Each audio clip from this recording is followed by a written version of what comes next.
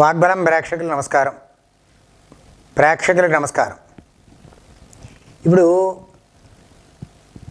క్రోధినామ సంవత్సర శుభాకాంక్షలు కన్యారాశి వారికి తెలియపరుస్తూ, ఈ క్రోధినామ సంవత్సరంలో కన్యారాశి వారికి ఏ విధంగా ఉంటుంది అనే విషయాలు కనుక తెలుసుకున్నట్లయితే, మొదటిగా ఉత్తర 2, 3, 4 పాదాలు, హస్త 4 పాదాలు, చిత్త 1, 2 పాదాలు ఈ కన్యారాశిలోకి వస్తాయి.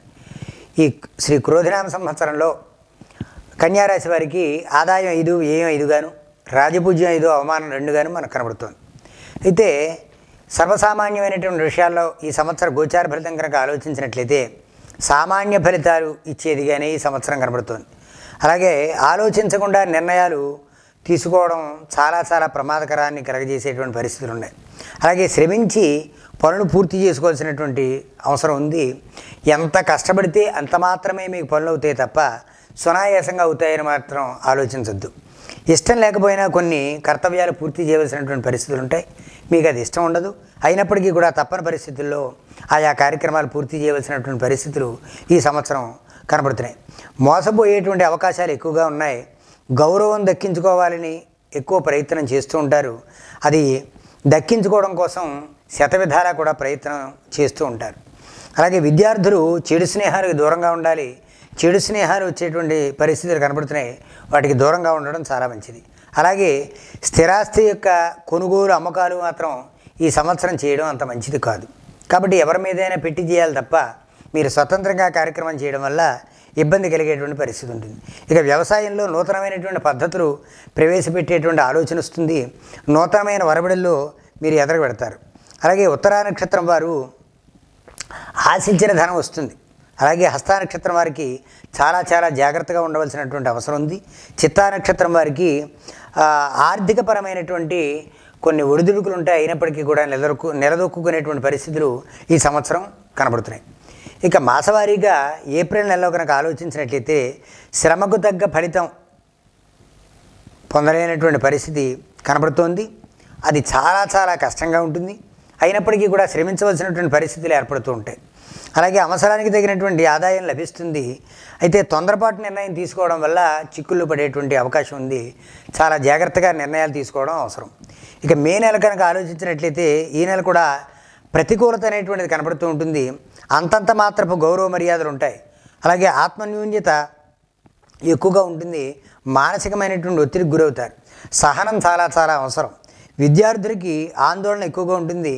స్థానచలనం చేసేటువంటి పరిస్థితులు కూడా కనబడుతూ ఉన్నాయి. కాబట్టి మే నెలలో గురుని యొక్క సంచారం అనుకూలంగా ఉన్నప్పటికీ కూడా కొన్ని విషయాల్లో ప్రతికూలత అనేటువంటిది ఏర్పడుతోంది. కొంచెం జాగ్రత్తగా ఉండాల్సిన అవసరం. ఇక జూన్ నెలలో కనుక ఆలోచించినట్లయితే అవసరాలు తీర్చుకోగలుగుతారు. అలాగే అధికారుల యొక్క మెప్పు పొందగలుగుతారు.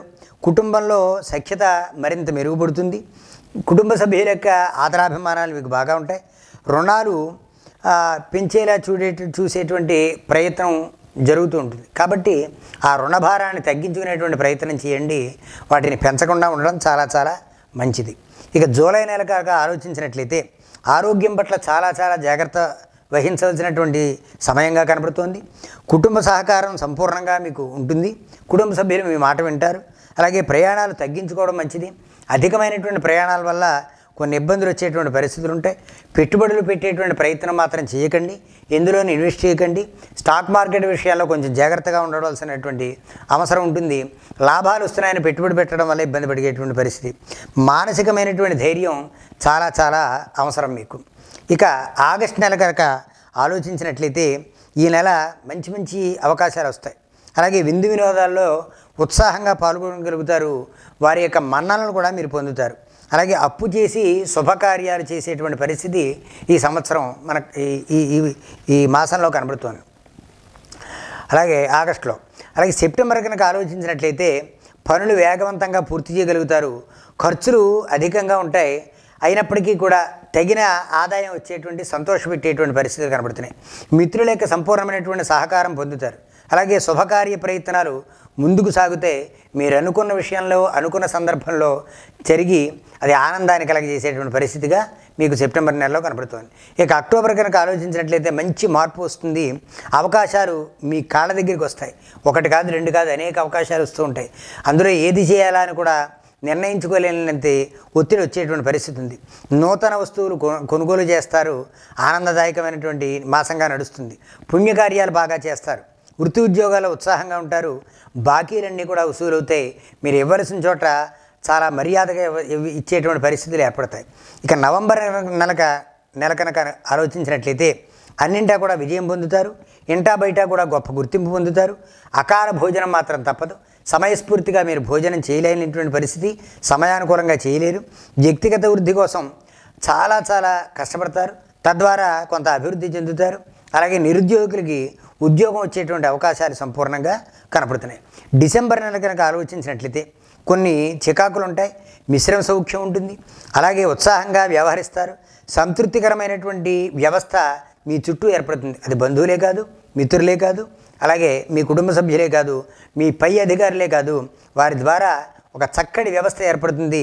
మీ మాట వినడం వల్ల ప్రతి వారికి కూడా ప్రయోజనమే తప్ప నష్టం లేదు అనేటువంటి ఒక భావన మీ ద్వారా ఏర్పడుతుంది. గతంలో ఉన్నటువంటి సమస్యలు ఏవైతే ఉన్నాయో అవన్నీ కూడా పరిష్కరింపబడతాయి. సమస్యలు నిష్కృతం అవుతాయి. మంచి ఆనందదాయకంగా మాసం అంతా గడపగలుగుతారు. ఇక జనవరి నెల కనుక ఆలోచించినట్లయితే కొన్ని కార్యాలు సమర్థంగా చేయలేకపోతారు. అనుకుంటారు, మీరన్నీ ఒప్పేసుకుంటారు, అయినప్పటికీ కూడా చేయలేకపోతారు. అలాగే ఆదాయ వ్యవహారంలో సమానమైనటువంటి పరిస్థితులు కనబడుతున్నాయి. ఎంత ఆదాయం వస్తుందో అంతే ఖర్చు కనబడుతుంది. విద్యార్థులు కష్టపడితే తప్ప ఫలితాన్ని లభించలేనటువంటి పరిస్థితులు ఏర్పడుతూ ఉంటాయి. చాలా కష్టపడితే కానీ మీరు ఉత్తీర్ణత చెందలేనటువంటి పరిస్థితులు. అలాగే జాగ్రత్తలు అవసరం అన్నిటా కూడా. అది వాహనాల పట్ల కానీ పదునైనటువంటి ఆయుధాల పట్ల కానీ కొంత జాగ్రత్తగా ఉండవలసిన అవసరం ఉంది జనవరి నెలలో. ఇక ఫిబ్రవరి నెల కనుక ఆలోచించినట్లయితే గుర్తింపు పెంచుకునేటువంటి ప్రయత్నం చేస్తారు. సంఘంలో గొప్ప గుర్తింపు వస్తుంది మీకు. అలాగే రుణరోగ శత్రుభావాలు ఏవైతే ఉన్నాయో వాటి నుంచి బయటపడతారు. ఆ రుణాన్ని కానీ శత్రువుల యొక్క ఇది కానీ అలాగే రోగాన్ని నుంచి కానీ బయటపడేటువంటి అవకాశం కనబడుతుంది. నిర్మాణాలు చేపడతారు. కొత్త నిర్మాణాలు కోసం ప్రయత్నాలు ముందుకు సాగుతాయి. ఇతరుల యొక్క జోక్యం మీరు కలగజేసుకున్నట్లయితే అనవసరమైనటువంటి ఇబ్బందులు పడేటువంటి పరిస్థితి ఉంది. కాబట్టి మీ పనులు మీరు చేసుకోవడం చాలా మంచిది. ఇక మార్చి నెల చూసినట్లయితే ప్రతికూలత అనేటువంటిది ఉంటుంది. కొంత తరచు ప్రయాణాలు చేయవలసినటువంటి పరిస్థితులు ఉంటాయి. పనులకి కొన్ని ఆటంకాలు ఏర్పడుతూ ఉంటాయి. కుటుంబంలో మాట కలవనటువంటి పరిస్థితి ఉంటుంది. భిన్నమైనటువంటి కోణాల్లో మాట్లాడుకుంటూ ఉంటారు. కాబట్టి అక్కడ అన్యోన్యత అనేటువంటిది అంతంత మాత్రంగా ఉంటుంది. ఖర్చులు అధికంగా ఉంటాయి. కొంత నిరాశ నిస్పృహలు అనేటువంటివి చోటు చేసుకునేటువంటి పరిస్థితి మార్చి నెలలో కనబడుతూ ఉంటుంది. ఉత్తరా నక్షత్రం వారు శివకవచం పారాయణ చేయడం వల్ల గొప్ప ప్రయోజనం ఉంటుంది. అలాగే హస్తా నక్షత్రం వారు కాలభైరవాష్టకం పఠించడం వల్ల చాలా గొప్ప ప్రయోజనం ఉంటుంది.